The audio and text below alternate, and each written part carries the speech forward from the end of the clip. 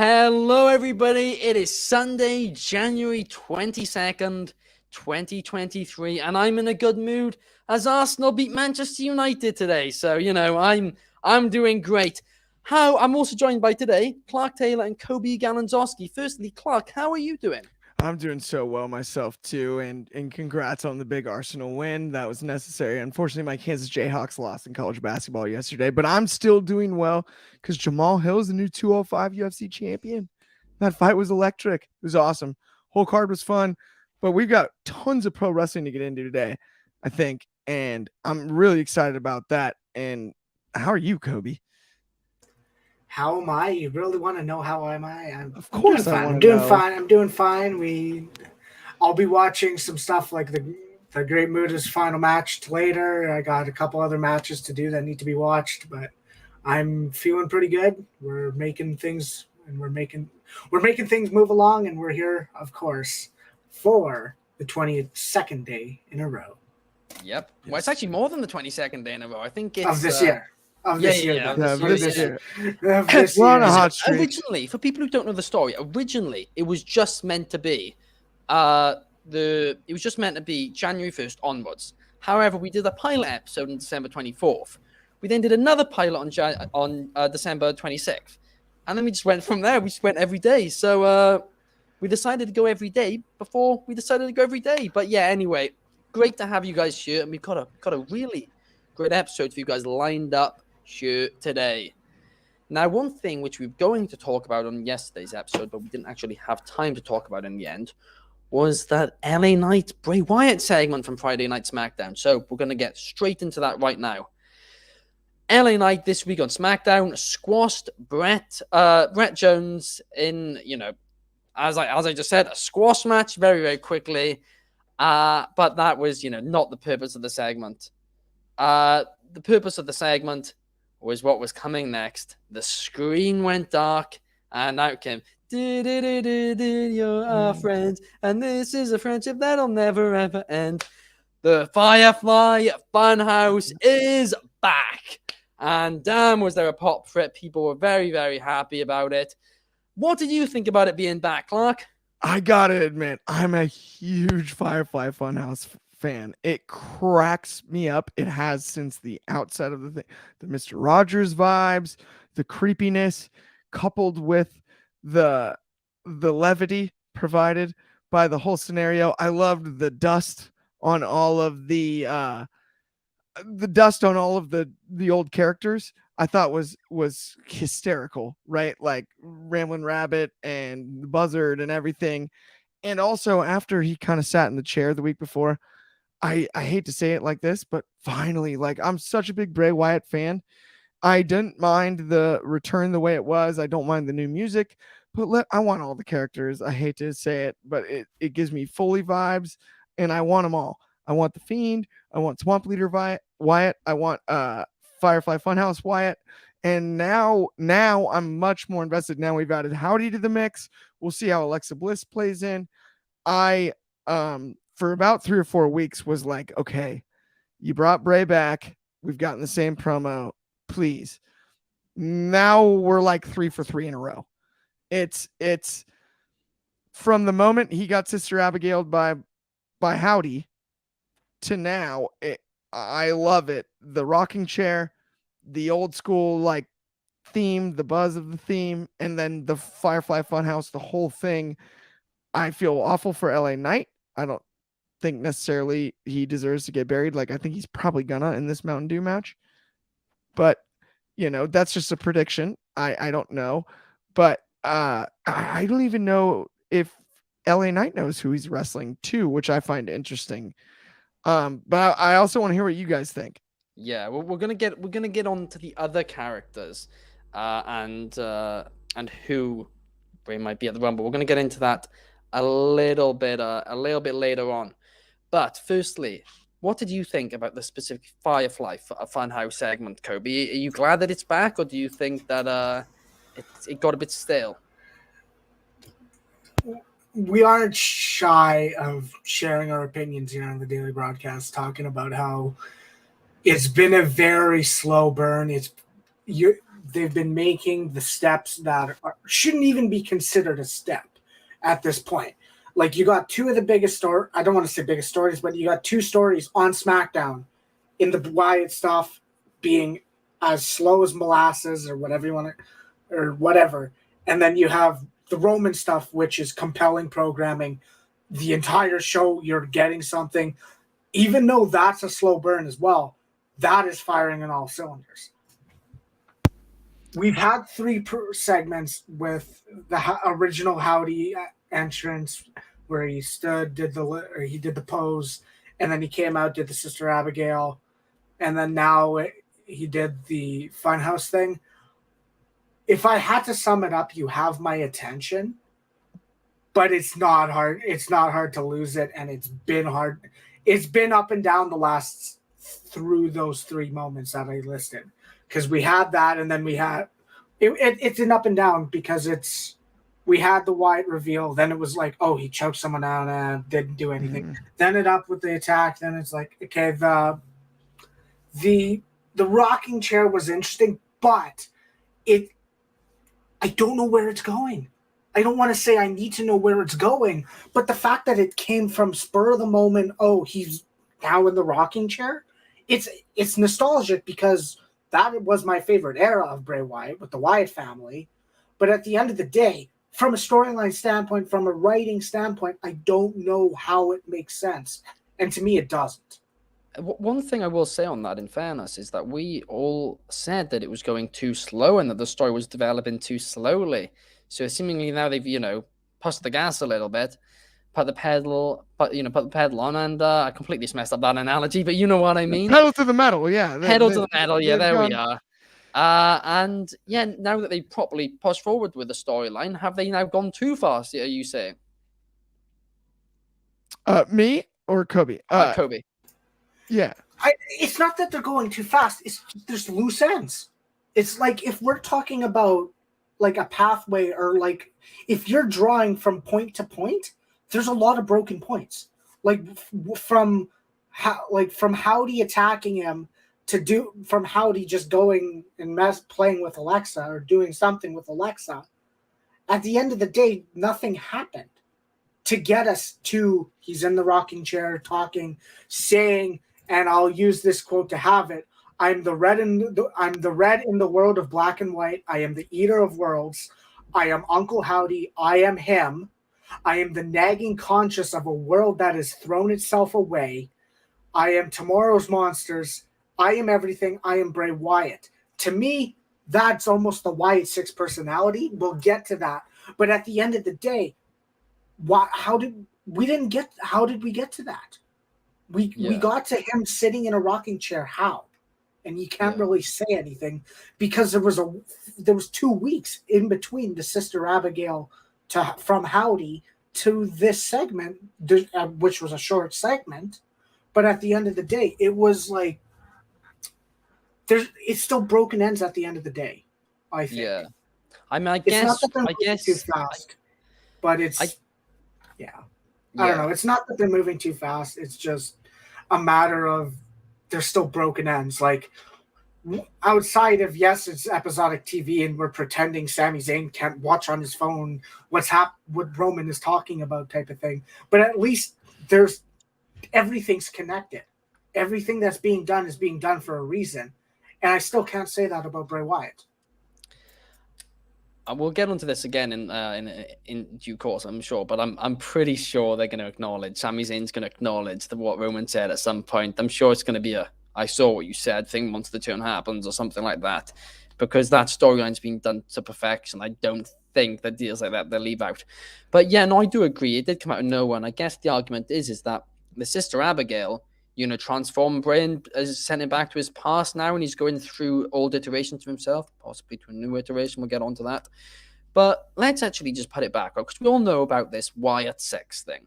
We've all heard about it. It's Bray Wyatt's been going on by social media for months and months.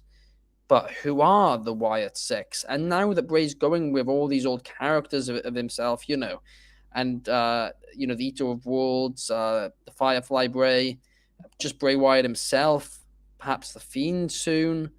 it's leaving more and more questions about who the Wyatt Six could possibly be. So I was thinking, well, how about we just quickly try and figure out who we think the Wyatt Six are?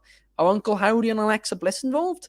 But then we all know that Uncle Howdy is technically Bo Dallas, so is that really Wyatt, or is that, he did say in the promo, like you acknowledged, Coby, that he said, I am Uncle Howdy, so perhaps he is considering Uncle Howdy part of himself, even though they're two different people who would be playing the characters.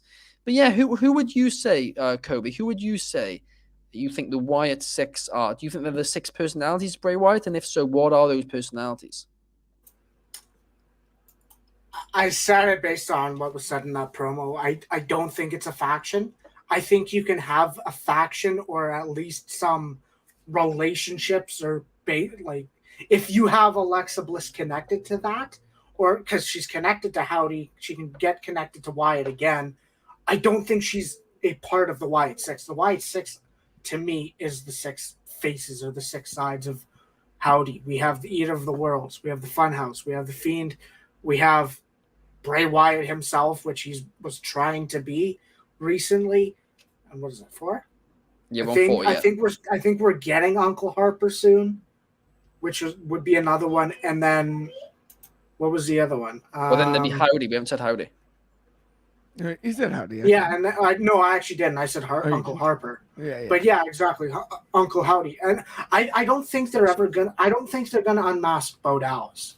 No, I don't either. I don't think he's playing Uncle Howdy as a figment of this is Bray Wyatt's imagination almost coming out from a standpoint of it's supernatural. It's not for everyone. I texted my friend who was a big Fiend and a big Wyatt fan, who I played wrestling game, not wrestling games. I played the wrestling games with him online and all that. And he said it's hitting on all cylinders for him, which is okay. But that's the thing. To the Wyatt fan, it's hitting on all cylinders. Yeah. I guess the Wyatt and horror fan, it's hitting on all cylinders. To us, or at least to me, it's not. Yeah. I think it's Bray Wyatt. No, it seems to be a bit of a love or a hate thing with it, which isn't great really. But what I did want to mention. Actually, before we get on to that, Soul has just commented the Wyatt Six versus Justice League Survivor Series. Oh gosh. I mean, if Disney buy it, maybe it'll be the Avengers versus Wyatt Six. But no, I'm joking. But yeah. So, what about you, Clark? What would you say about the Wyatt Six? So for me, I have so many ideas when it comes to the Wyatt Six thing. I think, given his history and a character work, it makes a lot of sense to have him have a group. And I love the Alexa Bliss tease. I think is something that shouldn't be overlooked on Mondays. I don't know necessarily. So we've never had the answer to who Sister Abigail is. And it's such a organic long-term story, I think, by the nature of the ambiguity, I would be fascinated if, similar to the list that Coby gave for members, right? Bo Dallas and Uncle Harper, whatever, Alexa, and if we get to 6, I would love to see Liv Morgan as Sister Abigail as the ultimate twist. I think that would be something that is really, really, really fascinating because that was so long rumored, and there's the, a little bit of her evil tease turn last year. You could almost connect dots that you might have whiffed in the past with that one too, I think, and make it look intentional in a way that's really, really riveting, and still have Alexa Bliss involved, because I think now that Alexa Bliss is re-involved, there's a lot of assumptions, I would assume, being made about, speaking of assumptions, about Alexa Bliss potentially being Sister Abigail or being from what we've seen in those scenes, she's clearly under the control of some entity, not control, but right. There's some, she's deeply affected by a similar, entity that Bray is, it'd be real interesting. I think that if I could fantasy book, I think it'd be really cool to bring in the swerve / spin move and give us Liv Morgan and Sister Abigail as the last of the 6. That would be fun for me. That would be very cool. And in the comments right now, somebody just said hi Anthony Manzano, and he's just told us, Wrestling Republic, I have some great news in terms of my personal life. I just became an uncle to a baby boy named Ozzy Xavier. Congratulations. Congratulations. Absolutely. That's awesome. Pop the champagne for you guys. Yeah, absolutely. And yeah, the other thing that I wanted to quickly get into about this, based on what you just said, if I actually don't think that Uncle Harper exists anymore. I think that Uncle Harper was going to be, because they filed them both at the same time, the trademarks. I actually think that basically they were going back and forth about whether or not to call him Uncle Harper or Uncle Howdy, and then they decided on Howdy. I think that might be what it is, which would mean there's still an entity. Now, like Clark said, that entity could be Liv Morgan or Sister Abigail. Or perhaps it'll be a new version of Bray Wyatt, which we'll see at the Rumble, which, if I'm being honest, I'm hoping for. That is what I personally would like to see. What do you think, Coby? So, yeah, like that's the thing, is also what he's based on what he said in the Firefly Funhouse segment and all that. He did say, like, you open the door to something that, I can't remember the exact words. Like, you open the door to something, you open the door to hell type of thing. Like, you open the door and the consequences that are coming for you are going to be out of this world type of, not exactly like that, but he did hint at something new. He did. But, like, see, this is my question is, I don't want to say to go behind the script. Me and Ben have been, I don't want to say at odds at this topic, but he's always believed Wyatt 6 are supposed to be a faction. And I kind of want to question that. I want to question that because I do, like, especially based on what he said in the chair, it very much seems as the Wyatt 6 personality. Hence why it's the Wyatt 6. At the end of the day, there's 2 segues that we can take. We can take, if it was a 6-person faction, is that too big? But then again, if it's 6 personalities of Bray Wyatt, how can you make that compelling programming if it's 6? Like, if you have 6 faces, how are you going to do that at the rate you've been doing it? Because we've seen Wyatt's entrances being longer than his segments of talking. Like, if he was, I don't want to say if he was given more focus, like the Roman stuff, if he was getting 1 or 2 segments and 1 or 2 more segments a night, could that Wyatt 6 personality spider web actually be tolerable or be better? And I guess that's my question to you, Ben. Well, firstly, I'm going to say a couple of things. Firstly, on that last point, that actually sounds good, but I'd actually have him on Raw because that's a 3-hour show. That's when there's time for him to have maybe 2 or 3 segments. So I think that would work quite well. However, I'm going to say this. I've always thought that the Wyatt 6 was going to be a faction. I've always thought that. You've always thought they were going to be 6 personalities. I'm going to say this right now. I now think you're 100% right. I think it's certainly just his personalities. I don't think this is a group anymore. As cool as I thought it would be. I mean, then again, 6 is a weird number for a faction. But yeah, I really do think it's just his personalities now. But yeah, it's difficult to make it work as the Wyatt 6 different personalities like that. But perhaps on Raw, when they have more time, it would be more doable. And Anthony is asking in the comments here, what confuses him about the fact there's 2 Uncle Howdys. They're the same person, basically. They just changed the look one week, and I think they've actually want that look's appeared a couple of times. But yeah, they just seem to have 2 different looks to it. It's a bit confusing, but I think it's just the way it is. One factor that might be that the makeup for when he's got the mustache and all that might take a lot longer to do. So the week when they can't do that, they just put on the grey mask with the hair. If it doesn't take as long, perhaps that's an element. But yeah, I mean, maybe they are 2 separate people, but I don't think they are. The attire is the same, the theme's the same, and all of that. Melissa is here in the comments. Hello. And Numero 1 Superfly is asking us, what are your thoughts on Charlotte and the Sonya feud? Because it's kind of hard to invest in this feud, especially with Sonya already suffering a loss against her. And Want me to honestly, take this it? was something which I wanted, which I was considering us talking about yesterday, but it was a very, very packed show. And I was actually thinking the same thing when watching SmackDown. I was like, I don't really care about this at all. But what do you think, Clark? So it's weird for me. I gotta give. I mean, Sonya went through a really, really, really hard year with what happened with the home invasion at her house and having to step back. And she did an amazing job on television as a authority figure. And I really want to see her back in the ring because I really believe she's talented and charismatic and awesome, awesome on WWE TV. I do agree in the sense that it's hard to invest because of um the loss already, and then also there's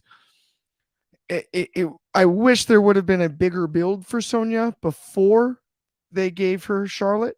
That I think would be the way that I would have solved it myself. Easier said than done, obviously, but like, it just, if they could have built Sonya back more, not that she was needed to be built back, but you know what I mean. When I thought she was maybe arguably at her height as the authority figure alongside Adam Pearce. And once that rug was pulled out, we just haven't seen her enough.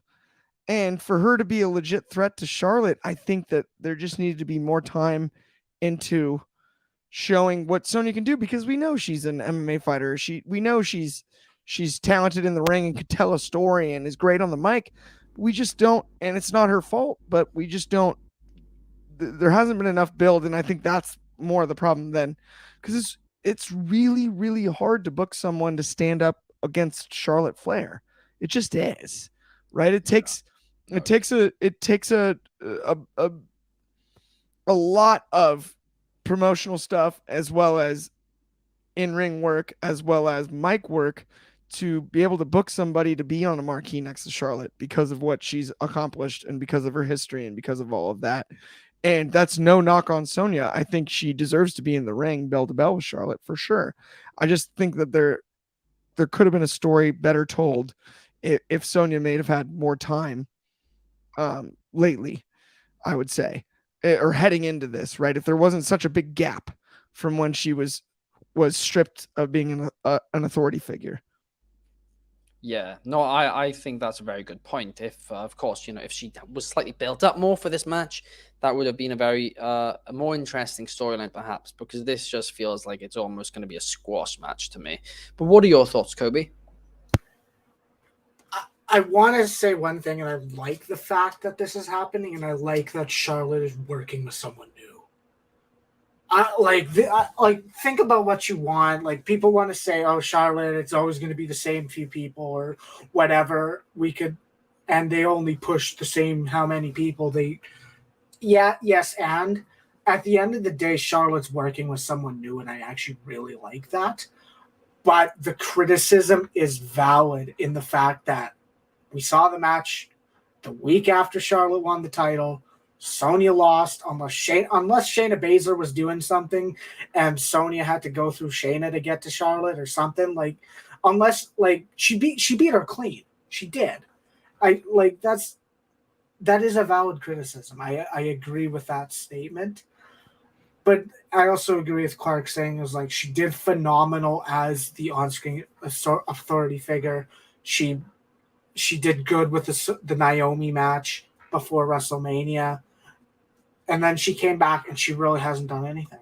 She's been a part of the roster, and when's the last time she won a match? Like, she had I a don't thing. know. She had a thing with Liv Morgan. I think she won a dark match. Like, she hasn't been a key. I don't want to say she hasn't been a key member, but why should I believe she's a threat to Charlotte, other than the fact that she's kind of, I'm gonna do whatever it takes to dig a nail into her type of thing.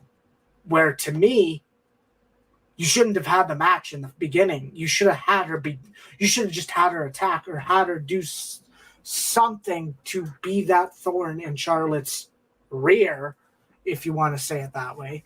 But I like it. I always thought Sonya was talented. I came out of the Sonya Mandy feud saying, well, Sonya's the star. Sonya, I was saying Sonya win the Rumble, and then Bianca face Sasha at SummerSlam for that year. That was my ideas, or my kind of perception of how it should have went. But at the end of the day, Mandy did deliver in her NXT run. There's no doubt. Sonya needs to be given the shot because I actually do really like her as a talent. No, I actually think that could be a good call to send her back to NXT and have it be built up like Mandy Rose was. But, or even take over Toxic Attraction. Like, as a different, obviously she doesn't really fit into that, but it could be like another FU to Mandy. And if they ever return, that could be, you know, an interesting way to have her return. But I do agree with you there as well that Sonya Deville, fantastic talent, not had the best booking at all. You brought up when the last time she won. I don't know when the last time she won. I honestly cannot remember for the life of me. And Anthony is back here in the comments asking, is there any update on the whole situation with Randy Orton in terms of his injury and if he's permanently retired from competing inside of the ring? And do you guys think if he is done inside the ring, he slowly transitions to becoming a trainer at the PC? So there's a lot of concern in WWE about his back injury. A lot of concern about whether, you know, he can properly return or not. Hopefully he can. But if he can't, I'd be surprised if he was doing anything at the PC because, I mean, you can be a trainer and not do anything physical. But a lot of the trainers that do stuff physical.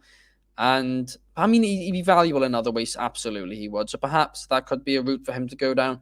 But I'm really hoping that you know, he heals up and he can return to the ring because he's not had a chance to go out and he really deserves the chance to, you know, have a big ending to his career. So I hope it's not injury which ends it. But you've got to be very careful with these type of things. So hopefully he doesn't rush back into action. But there's not particularly any updates on this. But yeah, like we said, and like Coby said in the comments here, keep a look on the Wrestling Public Instagram story for tomorrow, as we'll have mailbag Monday questions on there. So yeah, you guys can ask us some questions, and we'll be answering them on the show tomorrow. Which is that's the entire show. Well, not the entire, almost the entire show tomorrow. We'll be answering your questions. So if you've got any more questions, put them on our Instagram story. When we put it up immediately following this show, I'll put this Instagram story up. Because that is a must if you want to ask us questions, as we'll spend the whole show answering them. But the next thing that I wanted to get into, the final topic of the day. New Japan Pro Wrestling, according to Fightful Select, were in talks to bring AJ Styles to Wrestle Kingdom to corner Carl Anderson. Now, this isn't like for him to fight in any physical way or anything like that, but just to be there. In the end, because of his injury, he couldn't travel with and it was never completely decided, but there was talks happening. And yeah, in the end, obviously, it couldn't happen because of his injury. And because of that reason, they decided that they wouldn't bring Luke Gallows over either. But this leads to an interesting question, right? That if these discussions were happening, then they must have thought it'd be possible to pull off. And of course, we've just seen AEW, of course, working with a lot of promotions right now. And despite the fact they have a partnership with New Japan, their talent this week, well, I say this, New Japan have a partnership with kind of somewhat now with Noah anyway. But we saw AEW talent in a Noah ring today when Darby Allin and Sting teamed up with a Great Muta for his final match. And yeah, I mean, the forbidden door in the wrestling world is truly very open outside of WWE right now. And Kazuchika Okada, top New Japan Pro Wrestling star, was asked about all this recently. And he wants a Wrestling World Cup. He said this: "It would be interesting to have a Wrestling World Cup. It would be fun to have a big event on a global scale. We could have a tag team of Okada and Shinsuke Nakamura or Naito to fight for their country. If necessary, I will go see Tony Khan and Triple H." Now, I'm going to be honest with you here. I don't think if Kazuchika Okada alone could completely change people's decisions on this, but perhaps it could. And the question that I have for you guys is, should WWE open the forbidden door all the way? I don't think any of us would say completely yes, they should, because in terms of letting their stars go to AEW, how would that benefit WWE really in the slightest? It wouldn't really, because most of the WWE audience don't know AEW stars. But the more interesting point is, should WWE let their talents go to international promotions if WWE are clearly plugged and all that to increase their exposure internationally? So yeah, I'm going to start with you, Clark. What do you think? I see no reason not to let him. I mean, I thought the Shinsuke Great Muta match was excellent. I watched it with Coby late at night. And my buddy Carter, shout out Carter. Because I actually think he was the one that didn't he stream it for us, Cobb? But either way, right? I think technically. We started to watch the show with him live, Either way. and Either then way, we watched it the next day together. it was a fun with one. Saul and them. It was a fun one, and to see Shin and get his WWE entrance in Japan was really cool to see. And I think there's scenarios where it makes a ton of sense. I don't know about the Forbidden Door ever being fully open. We'd be back in the territory days where all of a sudden you're putting the power back in wrestlers' hands. And the power has been in the hands of promoters for quite a while now, let's say. Yeah.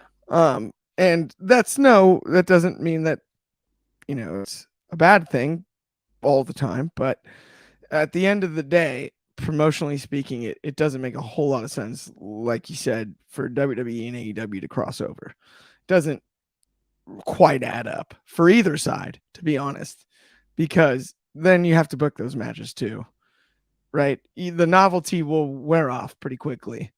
As great as it sounds on paper, fantasy wise or whatever, that novelty wears off pretty quick after the first run. And once you kind of get a gauge on what the deal is for the fans that watch both, it's not right.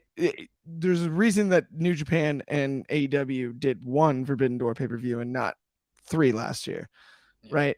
That novelty would wear off. And that's why we kind of want another one. I think that's something that was smart marketing wise. I think even when WWE's done the things they've added to the network and Peacock, like Progress and Evolve and stuff like that, to kind of, and it's in a roundabout way, cross promote, right? Like, yeah. I think that is closer to the future than necessarily like the big guns trading talent, or like, you know what I mean? Like booking them against each other outside of maybe the AEW New Japan. Maybe WWE works with a local promotion in the UK or in Japan or in India. Maybe they've talked about that big show. I don't know. But as far as like the Forbidden Door being like open, it doesn't make, business wise, it just doesn't make sense. No, it's not the regional territories it was, where you can't see certain people certain places, so that is more available. You can see everybody everywhere, almost, basically. If you try hard enough, you can see everybody, in every promotion. Yeah. Almost, right? Yeah, and these are the types of things when people talk about a possible show with WWE and AEW. It would not make sense business-wise for WWE in the slightest. I can't even think of one real advantage that would outweigh a possible negative for it. Because here's the thing. Every AEW fan knows who WWE is in the United States. Every single fan does. Whereas internationally, for example, New Japan, some New Japan fans, they pretty much all know what WWE is, but a lot of them aren't familiar because of, not great television deals and stuff over there. A lot of them aren't too familiar with the product. So it could be hugely beneficial for WWE. Well, maybe not hugely, but it'd be beneficial to them to a degree at the very least. For perhaps, to get more exposure over there with the companies who are doing better than them elsewhere. And in return, then those companies would get some of WWE's viewership for the time, for a short period of time. At the very least, perhaps to get some long-term fans from that. Like, I mean, at the end of the day, yes, he wasn't with WWE at the time, but New Japan got a lot of fans from the Jericho thing, undoubtedly. So if, for example, they would plug in WWE throughout that and were like, this is WWE's Chris Jericho, or this type of stuff, then maybe it could have been, it could have been a lot better so it could have been a lot, it could have been very beneficial to WWE as well as New Japan. But what are your thoughts, Coby? That's the thing, is I agree with the statement of, as a wrestling fan, who wouldn't want to see this? As someone who's, I don't want to say attempting, or who understands, as someone who's trying to understand the wrestling business and from a business perspective, there's no benefit for WWE to go, hey AEW, let's work together. Because what audience of AEW or what audience of WWE doesn't, or I guess the opposite, what audience of AEW doesn't watch WWE, or at least is paying attention of WWE? They aren't. AEW was lucky enough to work with the companies like NWA, like Impact, and to do the Kenny and all that. Was it beneficial to Impact? It got a high grossing pay-per-view. It got a lowest viewed episode ever. At the end of the day, there's the ups and downs of partnering with promotions. WWE, aside from unless they got 100% of the money and Tony Khan paid for promoting it, and unless there was some scummy business situation that allowed WWE to make all the profit, there's no reason to. Tony Khan wouldn't bite that bullet and pay for the show to be funded and for WWE to get all the money. Who knows? Maybe he would. He's a wrestling fan. I don't know. That's me playing fun with it. Yeah. I agree with Okada from the statement. It would be interesting. It'd be interesting to see those situations. If we're that bored on a future Sunday, hey, we might do our own version of a Wrestling World Cup, or we'll figure out some fantasy booking type game or something that we can do ourselves. Yeah. There's ideas we can do. We could possibly figure something out. But it'll never happen. It'll never happen. They did it as Triple H did it because he knew Nakamura was going to honor the Great Muta. I think Triple H would be interested in having Muta be in the Rumble to do it if that happens. How cool would that be? Keep in mind. How cool would that be? Oh, what a call! It would have to be Muto. Well, is Muta retired? Yeah, so Great Muta had his last match in the 6-man tag. Yeah. The Great Muto Keiji Muto is facing Naito in February. Yeah, so it could be Filipino's Keiji, but then the American audience he'd want Muta. He'd want Muta at the end of the day. But that's the thing. Triple H is a fan of the game, and he'd do it. I mean, keep in mind we can go back to history. Vince McMahon worked an independent show with John Cena. That's true. Yes, that's a very isolated situation, but Triple H is going to be the one to probably like those things. Like if they were doing El Hilo del Fantasma event honoring Santos's father, he'd send Santos there. Like those type of things, those work.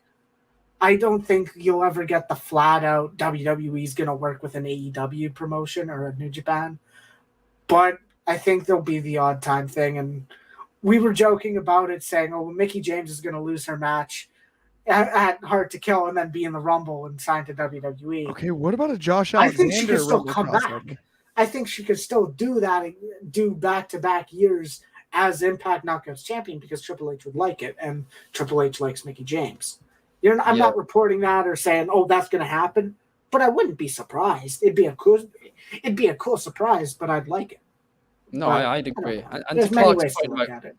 To Clark's point about Josh Alexander, basically none of the WWE audience would know Josh Alexander. I was thinking for filling the Rumble, though, you show that title there the way they did. I think it would be fun. I don't know. Maybe Moose. Like Moose, they talked about that. You'd be better off going Josh Alexander, I think. I think Alexander, enough wrestling fans know him. Enough that he'd get the hardcore fan pop. And by the way, think about what and hear me out on this, Ben. Right?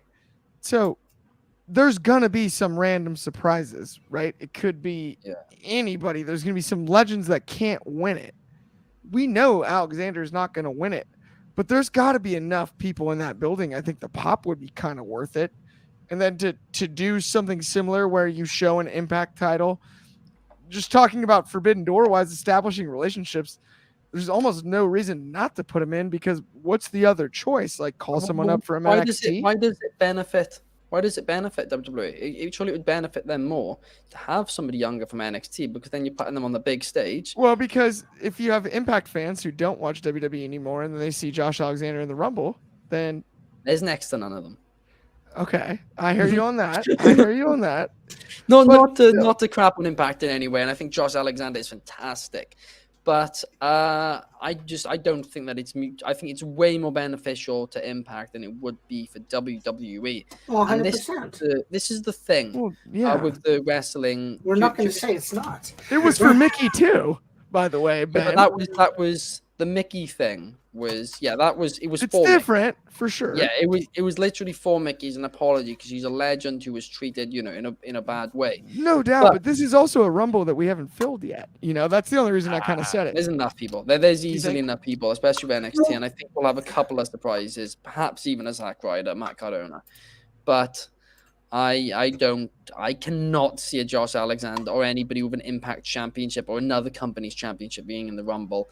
Unless it was somebody like Kazuchika Okada. That would be, I think that'd be the only situation where somebody that level would be the case. So, but back to Okada. I guess my question is, what stock or what kind of value do you think of, or do you believe in the statement that they are wanting non-traditional surprises, and that they're trying to move away from just using NXT talent?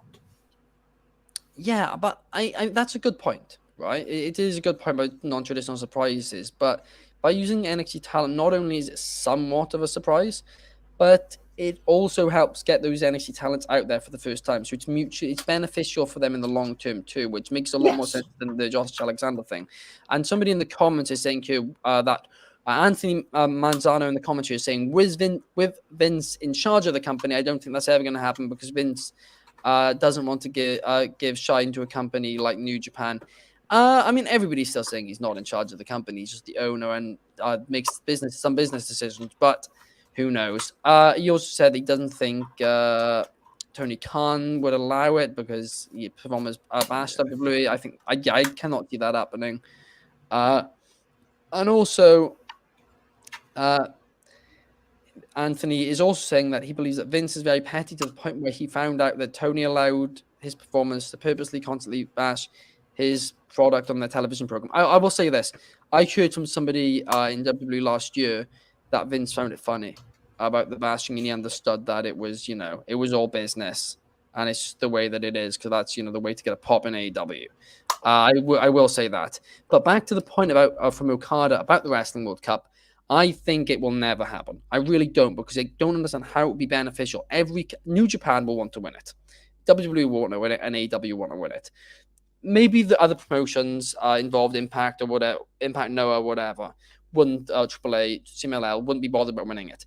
But those three companies would all want to win it so badly that I don't think it'd be possible to do it. What I will say is, though, with the international thing, I personally do believe that it is possible we can see more WWE talents fighting internationally. But I mean, Coby, Clark, do either of you have any points to add? I think for sure it's possible we see more crossover talent type stuff. We've seen it enough already, right? With the Shinsuke stuff we've already covered just now. Like, I definitely think that there's avenues for that. But again, the major promotions cross promoting, no, we're not going to see that. It's the same, to me, it's the same as like the UFC and Bellator. Why would they co-promote a fight? Doesn't make sense, and it's something that made boxing hard for years, right? When you have two huge promoters with two big fighters, why would you, it just makes negotiations more difficult. And then when you add the layer of, it's not just the WWE or AEW or New Japan, it's all of them. That's just, it's something that to me, I think isn't in our lifetime, something that we unfortunately will get to see, but it's cool to think about.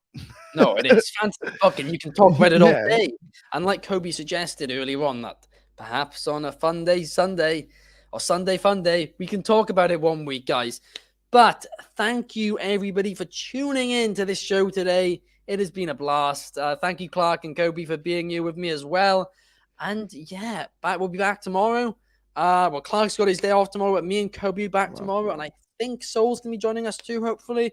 So, yeah, we'll be back, and we're going to be talking Raw 30. It's going to be an interesting one. But thank you, everybody, for joining us, and we hope you have a great day.